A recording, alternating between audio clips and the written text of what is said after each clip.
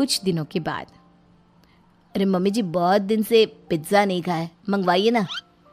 क्या बताऊं बेटा, पहले तो बेटियां खर्चा दे देती थी क्योंकि उनकी नौकरी थी, लेकिन अब तो मेरे पास पैसे ही नहीं बचे।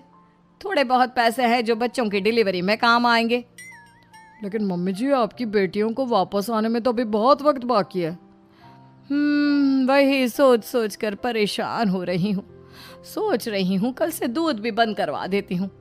अब दूध वाले को देने के लिए पैसे भी तो नहीं है ना।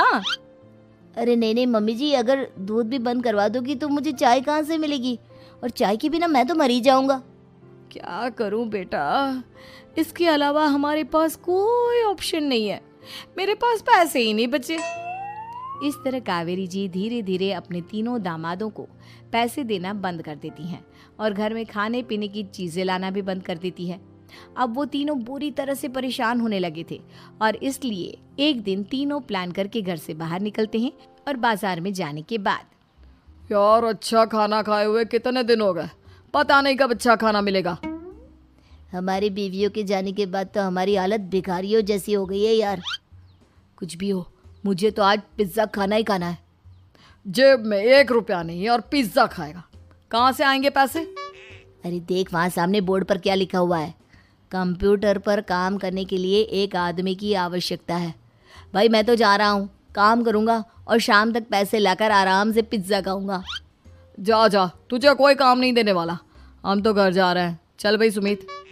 सुमित और अविनाश वहाँ से चले जाते हैं और विवेक उस कंप्यूटर शॉप पर सारा दिन काम करके 5,000 रुपये कमा कर घर लौट कर आता है और अपने खाने के लिए अच्छी अच्छी चीज़ें भी लेकर आता है।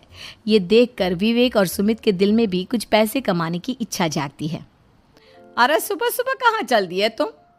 मम्मी जी, एक बहुत अच्छी जगह मिली है। कंप्यूटर पर काम करने के 5,000 मिले थे कल मुझे। अगर रोज़ काम करूँगा तो पूरे 40,000 की तनख्वाह। अरे वाह, ये तो बहुत अच्छी बात है दामाद जी, आपको जाना ही चाहिए। सुमित और अविनाश विवेक को इस तरह तरक्की करते देखकर परेशान हो जाते हैं और वो दोनों भी काम की तलाश में निकल पड़ते हैं। धीरे धीरे उन दोनों को भी काम मिल जाता है।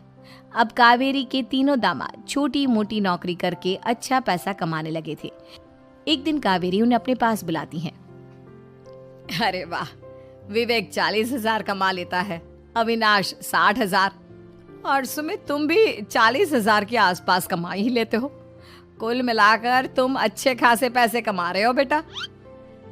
हाँ मम्मी जी, बहुत मज़ा आता है जब महीने के एंड में मोटी रकम हाथ में आती है।